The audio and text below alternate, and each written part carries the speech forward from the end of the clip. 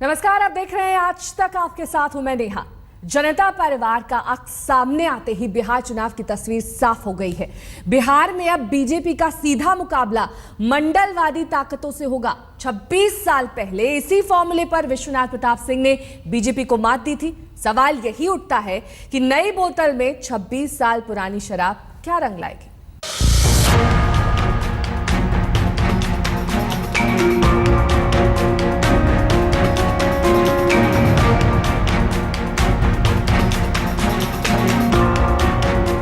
एक झंडा एक निशान।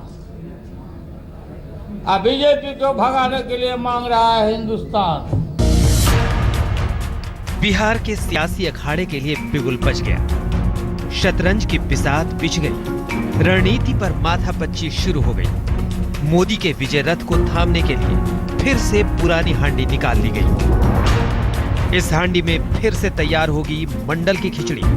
मसाला 26 साल पुराना ही है, जिसे विश्वनाथ प्रताप सिंह ने तैयार किया था। तब वीपी सिंह ने मंडल के हथियार से ही आडवाणी के रथ को रोका था।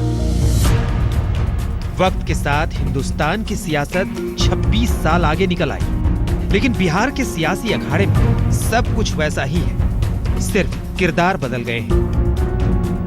अब विजय रथ पर मोदी सवार है, जो ऐतिहासिक बहुमत के साथ केंद्र में है। लोकसभा चुनाव में मोदी का विजय रथ बिहार में खूब दौड़ा, लेकिन इसी साल होने वाले विधानसभा चुनाव में कोशिश मोदी के विजय रथ को थामने की हो रही है। इसके लिए मंडल ताकतें फिर से एक मंच पर आ रही हैं। आरजेडी अध्यक्ष लालू यादव ने 6 दलों के विलय का ऐलान भी कर दिया।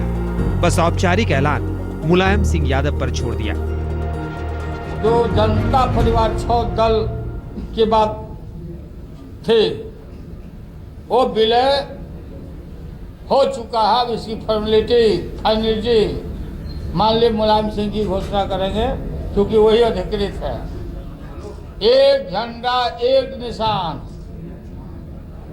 अब बीजेपी को भगाने के लिए मांग रहा है हिंदुस्तान। लालू और मुलायम सिंह यादव एक ही वोट बैंक को साधते हैं, बस फर्क अपने अपने सूबे का है। राष्ट्रीय स्तर पर नेतृत्व को लेकर पहले ईगो वाली बात हो सकती थी, लेकिन रिश्तेदारी के बाद अब वो मसला भी खत्म हो गया। हम आपको बता दें कि लालू यादव की बेटी की शादी मुलायम सिंह यादव के भाई के पोते से हुई है। ये जो मर्जर वाला पूरा एक पार्टी वाला अनाउंसमेंट है, क्या क्या होगा कैसे होगा, ये सब माननीय मुलायम सिंह जी को जिम्मा दे चुके हैं। इस पे तारीख तय करना या कब करना कब नहीं करना, हाँ ये जरूर है कि हम चाहते हैं कि जल्दी जल्दी हो। तो कोई कब तक जल्दी से जल्दी हो, इस बात का कोई सर्टन नहीं है अभी कि कब। वो सब उनसे पूछिए। हमको हम तो अतराइज नहीं, अतराइज तो हम लोगों ने उनको किया है, 5 और 6 पार्टी ने। लोकसभा चुनाव में गंगा यमुना पट्टी यानी यूपी बिहार में बीजेपी की जबरदस्त जीत के बाद से ही पुराने जनता परिवार यानी समाजवादी पार्टी, आरजेडी और जेडीयू में साथ आने की छटपटाहट शुरू हो गई थी। बीजेपी के साथ मिलकर बिहार में सरकार बनाने वाले नीतीश कुमार भी बीजेपी के नाम पर ऐसे बिक गए कि सबसे बड़े सियासी दुश्मन यानी लालू यादव की ओर हाथ बढ़ाने से भी परहेज न रहा। विलय के बारे में सैद्धांतिक सहमति हो चुकी है और माननीय मुलायम सिंह यादव जी को उसके लिए अधिकृत किया जा चुका है और इसी सिलसिले में सब लोग एक दूसरे से मिल रहे हैं और विलय की प्रक्रिया आगे बढ़ रही है।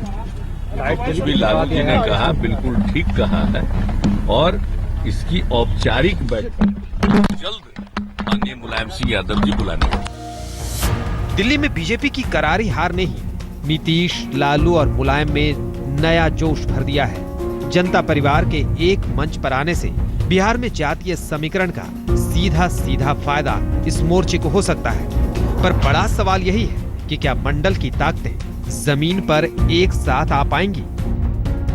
क्या अपने अपने कार्यकर्ताओं को ये नेता बना पाएंगे?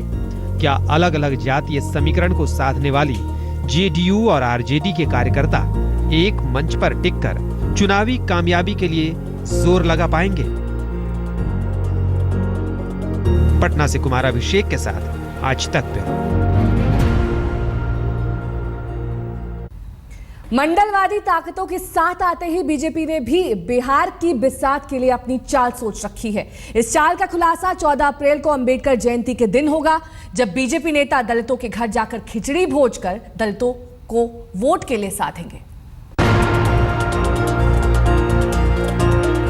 दिल्ली में भले मोदी का विजय रथ रुक गया, लेकिन बीजेपी की पूरी कोशिश है कि बिहार में ये रथ सरपट दौड़े। बीजेपी के लिए बिहार विधानसभा चुनाव कई लिहाज से नाक का सवाल बन गया है। यही वजह है कि हर बड़े मन से बिहार जीतने का नारा ही लगता है। केंद्र में मोदी सरकार बनने के बाद बीजेपी की पहली राष्ट्रीय कार्यकारिणी में भी बिहार चुनाव का मुद्दा छाया रहा। राजनीतिक प्रस्ताव में बिहार पर ही सबसे ज्यादा चर्चा हुई। बिहार में फिर से जंगल राज कायम हुआ है। ये जंगल राज 2 है और इसलिए ये जंगल राज के खिलाफ बिहार में बहुत बड़ा असंतोष है। हम पूरी लगन और मेहनत करेंगे और लोग भारतीय जनता पार्टी को बिहार में पूर्ण बहुमत देंगे, ये विश्वास भी उन्होंने जताया। इस बार के वातावरण को देखते हुए या इस बार की कुछ चुनौतियों को देखते हुए मुझे लगता है कि इस बार जो है सामूहिक नेतृत्व बिहार में सामने आएगा और जिसका दिल्ली का सामूहिक नेतृत्व फैसला करेगा और उस फैसले पे आखिरी मुहर लगेगी हमारे डैशिंग और dynamic prime minister Narendra Modi का। बीजेपी जानती है कि मोर्चेबंदी से बिहार के चुनावी अखाड़े में जनता परिवार को पटखनी देना आसान नहीं होगा, क्योंकि न सिर्फ जातीय समीकरण उसके खिलाफ जाएगा, बल्कि चुनाव प्रबंधन के मोर्चे पर चुनौतियों का सामना करना पड़ेगा। ये अलग बात है कि बीजेपी फिलहाल जनता परिवार को अहमियत देने से परहेज कर रही है। ताकतों की काट के लिए बीजेपी दलित कार्ड चलने जा रही है। इस अभियान की शुरुआत 14 अप्रैल को बाबा अंबेडकर की जयंती से होगी। बीजेपी बाबा अंबेडकर की जयंती को बड़े पैमाने पर मनाने जा रही है। इस मौके पर पार्टी नेता सामाजिक समरसता अभियान चलाएंगे और दलितों के घर खिचड़ी भोज करेंगे। आज बीजेपी के स्थापना दिवस पर पार्टी अध्यक्ष अमित शाह अंबेडकर जयंती को लेकर कोई बड़ा ऐलान कर सकते हैं। पार्टी 14 अप्रैल को बाबा साहब भीमराव की जयंती बहुत बड़े पैमाने पर मनाएगी और उसमें समाज के सभी वर्गों के संपर्क में आएंगे और दलितों के साथ भी हम संपर्क स्थापित करेंगे, संवाद स्थापित करेंगे। हम उनके घर जाएंगे, उनसे बात करेंगे और जो भी संपर्क और संवाद बढ़ाने के जितने भी संभव तरीके हैं वो सारे संभव तरीके अपनाएंगे। हम लोग खिचड़ी भोज करेंगे। बिहार जीतने के लिए बीजेपी कोई कोर कसर नहीं छोड़ रही।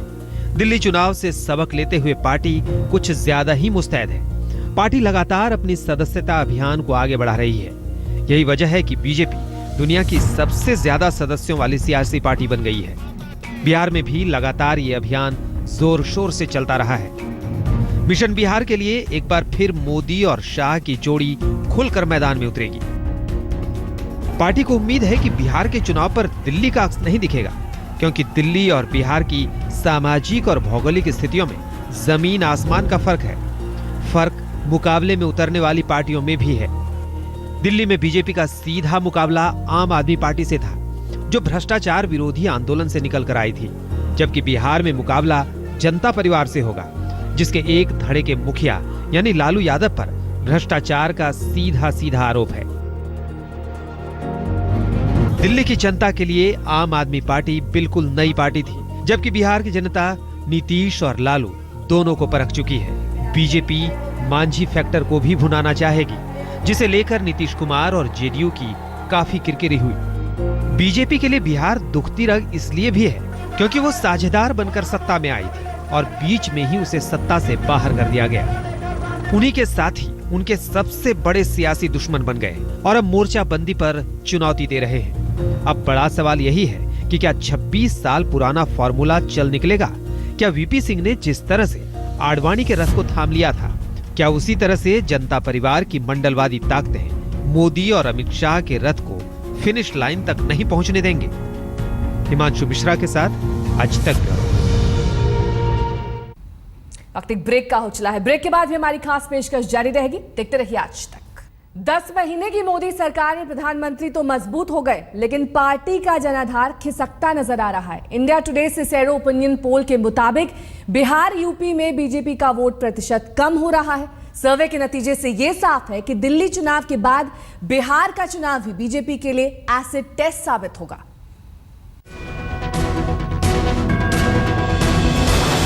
आजादी के बाद अकेले बहुमत के दम पर बीजेपी की पहली सरकार के मुखिया नरेंद्र मोदी के लिए अलर्ट होने का वक्त है। महज 10 महीने के मोदी राज का नतीजा ये है कि आज अगर चुनाव हो जाए तो अपने बूते सरकार बनाना बीजेपी के वश में नहीं रहेगा। बिहार की तस्वीर भी कोई अच्छी नहीं है। राजधानी दिल्ली में मोदी सरकार से लोगों का मोह भंग हुआ है तो यूपी, राजस्थान, तमिलनाडु, गुजरात और बिहार तक लोकसभा में मिले वोटों में अब गिरावट दर्ज की गई है।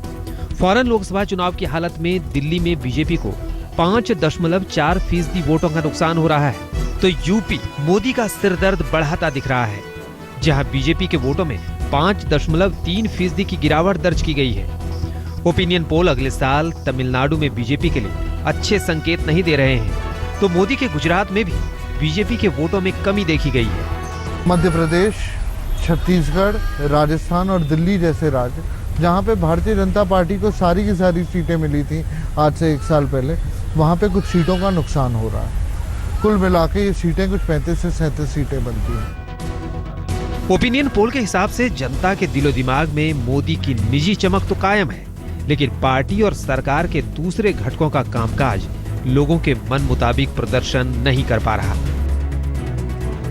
ओपिनियन पोल के नतीजे इसलिए अहम है क्योंकि बिहार, बंगाल और यूपी की राजनीतिक जमीन पर कब्जे की जंग का बिगुल बजने वाला है, जहां खेती, किसानी जिंदगी की रवायत है और विपक्ष के हाथ में जमीन अधिग्रहण से जुड़ा हथियार है कि मोदी सरकार सिर्फ कॉरपोरेट के हित में जुटे हैं। खेत, गांव, किसान, खलियान की पूछ मोदी सरकार में कम हो गई है। क्या वो जमीन वो गुजरात नहीं है जहां कारोबार की चमक के जरिए मोदी का अखंड राज चलता ही रहा। सदियों से यूपी, बिहार, बंगाल की एक गंगा से जुड़ी वही जमीन है जिसने हिंदुस्तान की राजनीति को रास्ता दिखाया, जहां कारोबार से ज्यादा भावनाओं का सैलाब है, जिसके लिए जमीन, गांव, खेत खलिहान और देशज संस्कार गला काट कारोबार और व्यापार से कहीं ज्यादा मायने रखते हैं। गंगा से जुड़े राजनीतिक मैदान में ओपिनियन पोल के नतीजों का सवाल भी मोदी से यही है कि संभल कर चलो, क्योंकि आगे का सफर बहुत मुश्किल है। आज तक